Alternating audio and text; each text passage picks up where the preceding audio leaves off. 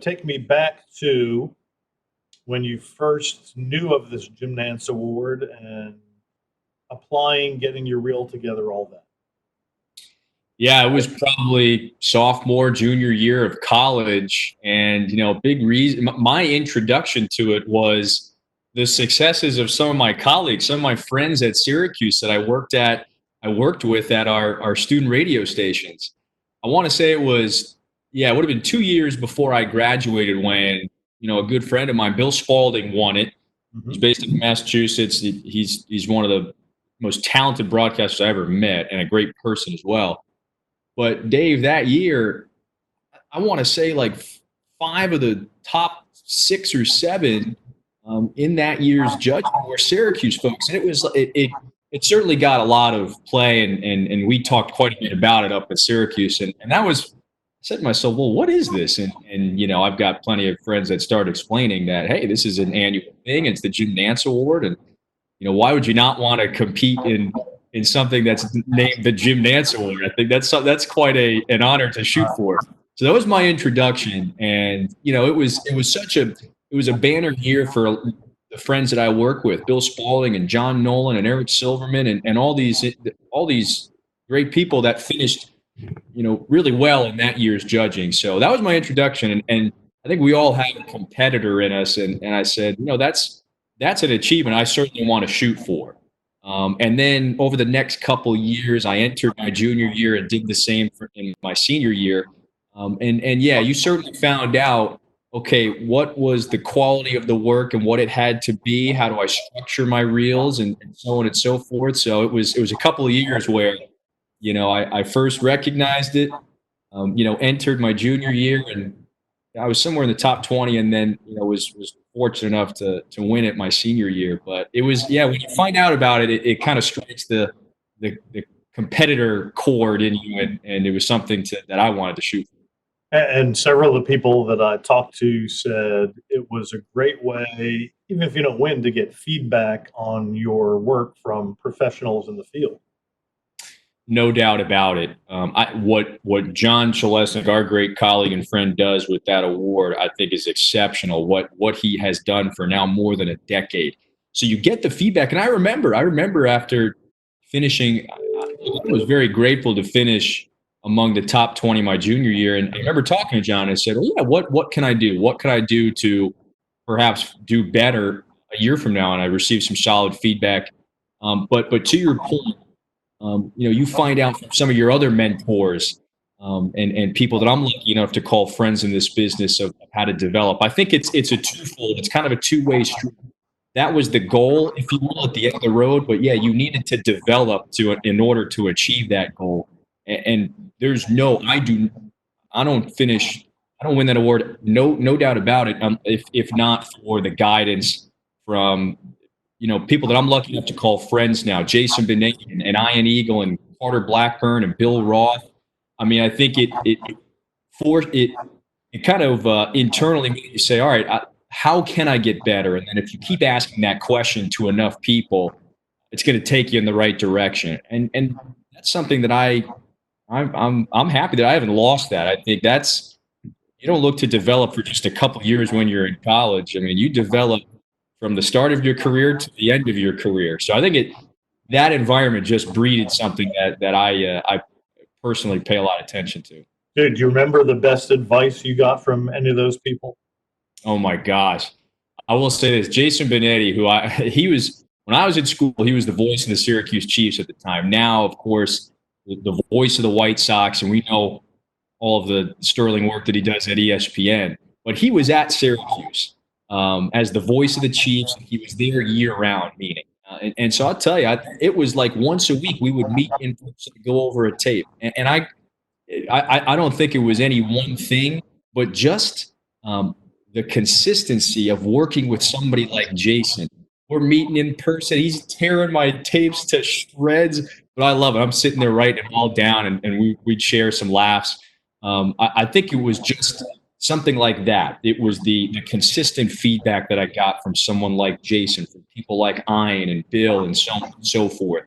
That was really helpful. But Jason, I try to remind him as often as I can. He is I think, more instrumental than maybe anyone in just my development as a broadcaster, because he was in Syracuse, and I took it seriously too. I wanted that. I wanted to.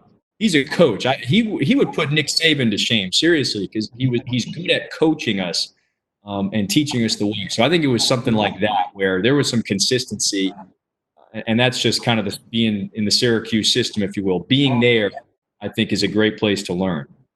So you won the award. You remember where you were and what your reaction was? Yeah, funny story. So whenever it was, maybe it was a Friday or whatnot, I remember actually being pretty nervous. I didn't even, to the point where I didn't even want to be around my phone. I look back and say pretty juvenile, but I was like, I don't even want to be around my phone. Because I think at the time it wasn't just the date, there was a time as well when it was going to be announced. So I knew when it was the exact time too. My roommate, I was like, let's go play basketball. And we went and played. Shout out to Archbold Gymnasium, because that's where I was when I missed a call from John Chalesnik. And I'm sorry, John, because that was kind of intended to. I was just very nervous. I didn't want to even be around my phone. So we were playing basketball, and we were finished up. I said, all right, let me go check. And I saw a missed call from John. I figured that might be a good sign. The winner of the 2014 Jim Nantz Award as the nation's most outstanding collegiate sports broadcaster is a senior from Syracuse, Kevin Fitzgerald. I called him back and was just so grateful. It was very fulfilling, very gratifying to talk to John and to hear it, because it just goes back to what you and I have discussed here. I think when you have a goal, it feels good to achieve it. But yeah, I was was playing basketball and was not around my phone because I was a little nervous. But then when I got on the phone with John, it was a heck of a conversation, to say the least. You knew part of the deal when you win the award is coming to Salisbury at the time for the awards weekend. What were your ideas of what that weekend would be before you got there?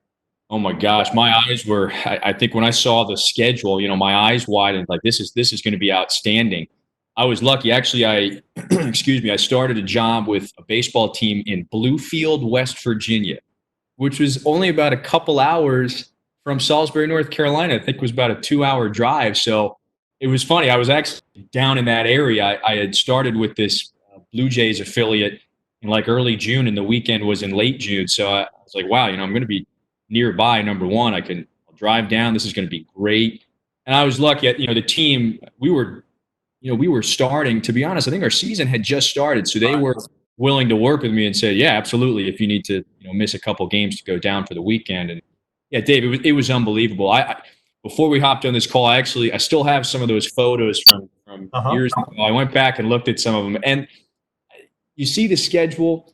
It was great. Heck, I remember you and I got a chance to see the old NSMA location, or headquarters, if you will, in Salisbury, and it's things like that. And we're at the old train depot.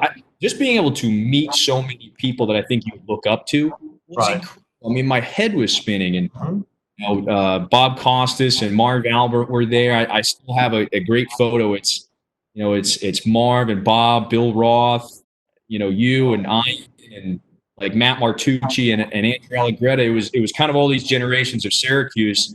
Not just Newhouse Mafia picture. Oh my gosh! You know what? It is, and it is obnoxious. But you and I had met at the ACC tournament that year, right?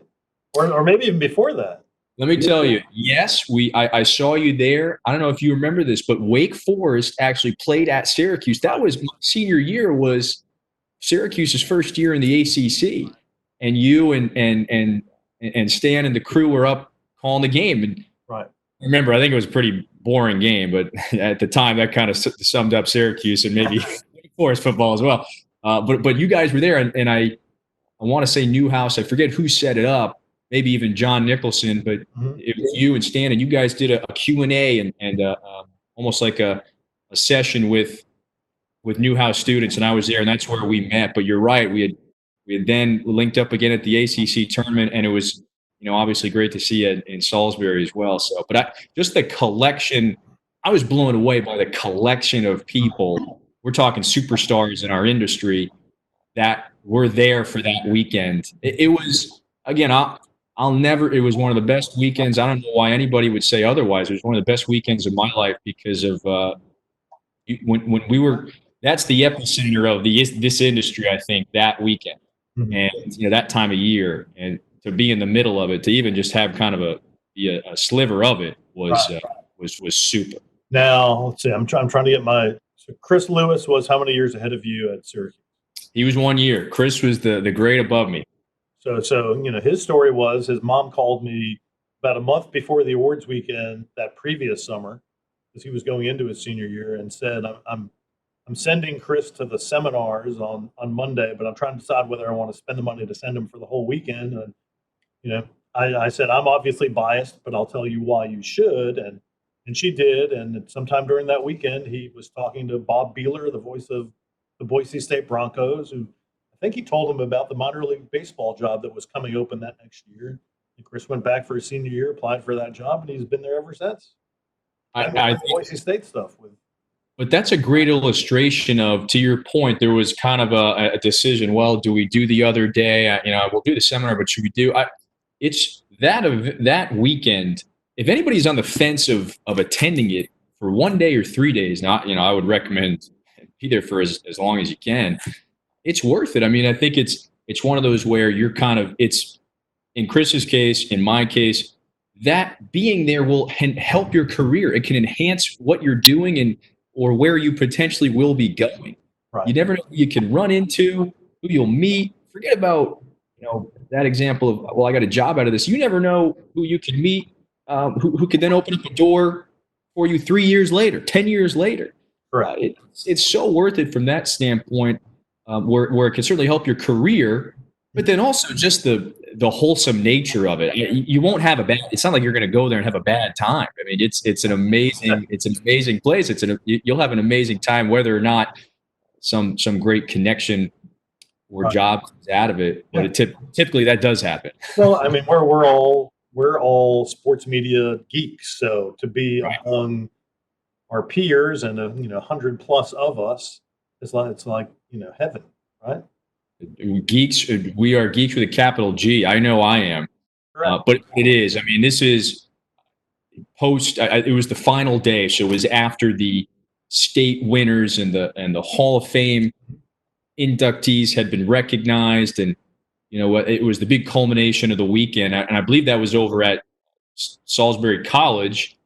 Catawba College. Excuse me. That's where it was, and I'm there with my parents. That was the other great part. My parents were able to make, I asked, and they were like, absolutely, of course, are you kidding me? So them being there was great. It was just made it that much more outstanding. But then we're there with my parents, and here's Marv. We're talking to Marv Albert for a couple of minutes, and Bob, Marv Albert, my dad, and we're Knicks fans, for better or for worse, but we grew up big Knicks fans. And this is like Marv Albert. This is, Ori for the win. Yes. I mean, it's that Marv Albert. So it was really, how can it not be great to spend some time with your idols? I mean, icons that you look up to in this industry. Right. So I'm eternally grateful to that experience, because it allowed for something as simple as that, 5 minutes with Marv Albert and Bob Costas. And I think that was the first time I had met Ian Eagle too. I mean, I want to talk about someone who's a mentor, but I'm lucky enough to call a friend as well. So it's a place where you get to meet these people that you looked up to, or maybe had emailed in the past, and you get to finally say hello. And you find out that they're as good as, if not better than you thought they might be, right? Yeah, no question about it. And I think I had just met Bill Roth maybe a few months beforehand, but it's where you can kind of take you're kind of building friendships as well there as well. To be honest, I think that might have been the first time I met Matt Martucci. Again, it's just good friend, people that I get to call my friends now.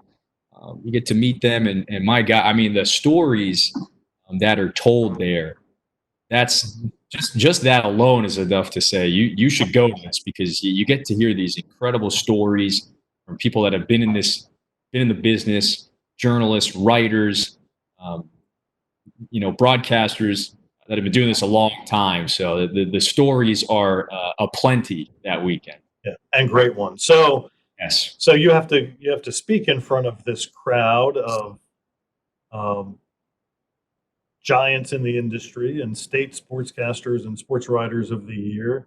What was that like for you? Oh man, I was a little bit of a baby. I think I tried to shorten mine. I was like, I'm getting up there and I'm getting out of here. Let me tell you this. I remember hearing Katie Emmers was great. Hers was awesome. I actually saw that and I was like, I wish I was a little more. I went up there with a little more of a plan. I said, all right, 30 seconds. I'm getting the award and I'm out. I thanked my parents. I thanked Jim Nantz and John and said how grateful I am to be here. But yeah, once you get up there, I think I had rehearsed it enough times. So once you had it down, it was just say it, get the award, and get out of there. But and it was also, I would have been remiss if I didn't thank, at the time I remember this, and I still remember it to this day, but thanking not just everyone who I mentioned right there, mentors and Jim and John and my parents for being there, but I think Bill Spalding can talk to it. I'm sure. Others like Eric and all the other Syracuse folks that have been honored, with that award, Drew Carter as well. I'm sure, they all said it, but we wouldn't be none of that. I think us doing what we did was not possible if not for the opportunity that was afforded to us at Syracuse. I mean, we're talking about AER, WJPZ, and folks like Joe Lee and Mary Evans and Cora, who's the backbone, Cora Thomas, the backbone of AER, like people that allowed us the opportunity to go call Syracuse football, basketball, and lacrosse. Like my senior year, the basketball team played in Maui. AER footed the bill for a couple of, and now I wasn't on the trip. It was a couple of my friends, Ben Fulton and Robert Bocci, to go call that. Like there was a bar, there was an expectation of us at AER. We were students, but we were like professional broadcasters. It felt like that, and that was because of the system that was in place. And so for that, we're grateful. I'm grateful to everybody at AER. Joe, obviously, big. Being the GM of the station, like without that opportunity, we don't have the tape. We don't have the tape to then send to a mentor to then feedback and develop and so on and so forth. So I remember saying that we wouldn't be here without the opportunity. So, because there are some great schools or journalism schools where at the student radio station, you can't call football, basketball. Like we're talking great schools. So there is a Syracuse standard, and without that, we don't do half of what we do. We don't do any of what we do during our time in school, which of course helps us when we leave school. So it was, we're thankful. But yeah, that was kind of the gist of my my speech. But I tried to keep it short. I said, let me get in and get out as fast as possible. Well, for the people who complain about how long the program is, I'm sure they all would say thank you for that. But anyway, see that. So during the day on Monday, we run that the Sports Media Convergence Summit, that series of seminars. What do you remember from that? Oh yeah, and if I recall correctly, Chris Berman was there the year that I was down there. Again, you're hearing from titans in the industry, and it's so valuable. The feedback, seminars, symposiums, things like that. As you said on that Monday, and I know John was obviously instrumental. He was basically the MC of it all, and symposiums, things like that, just motivate. And I just remember walking out of there feeling motivated, and you hear so many great stories and anecdotes, and you hear from the best in the industry on how to do this. How do you make this a career? And you walk out of there just feel improved in all forms and fashions. So if you soak in the information and the guidance that's offered, particularly at that seminar, you're going to walk away a rich person. So I just remember it was a full day. And to be honest, I wish it continued. I think it was like a full day, 9-10 hours. And you're hoping that there was more. I wish there was like a night session. But everybody, I'm sure, felt that way because it was so valuable, and you're gaining so much knowledge and information on how to make this a career. Right. I particularly enjoyed that, and I would tell those who are interested, it's worth it. Going back to one of your previous questions, and well, can I do it? Cost it? Like it's worth it. You have to invest in your career. I think that's an example of investing in your career. It'll be worth it. All right. So you experienced the weekend. You're done with college, and now it's time to find a job. How did the Nantz Award help you in your job search? Yeah, I think first and foremost, I think it gives you some confidence. I think at times you can sit there when you're listening to tapes and in school, and Jason Benetti is shredding them to pieces. All kidding aside, and you kind of sit there. Where do I measure up? And I think something like this just makes you say, all right, I'm not some moron doing this. Maybe I've got a little bit of skill here. I think it gave me a lot of confidence. I think it helped me from a confidence standpoint where, again, when you want to achieve, if you set your sights to achieve a goal and you do that, you should, there's some, rightfully so, you should take some confidence from it. So I think it gave you that. I never used it as like, hey, look what I did. I want a job. I mean, you can't ever operate like that. Right. But I think if that's something where you can put that on the resume, and people aren't foolish. I think if they see that, it will be a good indication of, hey, this person knows what he's doing to a certain degree. Right. Now, trust me, there are things that I've learned, things that you need to experience and learn in the 6 years since I've graduated that just an award doesn't teach you. So, but I think it initially gave me a big boost of confidence to be able to say, hey, I won this, and hey, here's a sample of my work if you're interested in taking a peek. So it's like a lot of awards. I think it can legitimize and really help a career, and I think it's helped mine. I'm just totally grateful for it, and I think it really helped immediately though after I graduated. As I approached the job market. But yeah, I had that my first couple of jobs out of school were broadcasting games for the Bluefield Blue Jays in West Virginia, the advanced rookie affiliate of the Toronto Blue Jays, and then as the voice of University of Vermont women's basketball up in Burlington, Vermont. I tell you, I mentioned before, I still have photos on my phone from years ago, and there's not often I'll look back on those because those were some of the greatest and most fun times right out of school that I remember. So I think that award helped that first step in quite simply just getting a job. Right. And now update everybody. Take me on your career path since then. I'll tell you, I've been with ESPN now on the college basketball team for just finished up my 5th season. And unfortunately for all of us, it ended sooner than expected. But we'll all have to push through together. But yeah, just finished up my 5th season, and Dave, going back to your point about how does the award help? I'm sure it could have helped when I first reached out to, his name is Chris Farrow, my old boss at ESPN. When I asked, can I drop you a tape? Can I send you a tape? And he was really nice enough to say yes and offer some feedback. And I'll never forget it. It was October of 2015, so I was a little more than a year removed from school.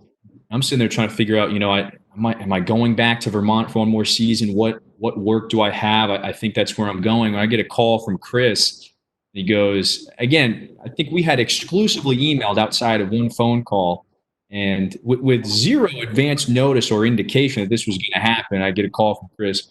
Oh, hey, Chris, how's it going? All right, I'm going to put you on this game at Boston College, this game at Providence. All right, you good? I'm going to call back tomorrow with some detail.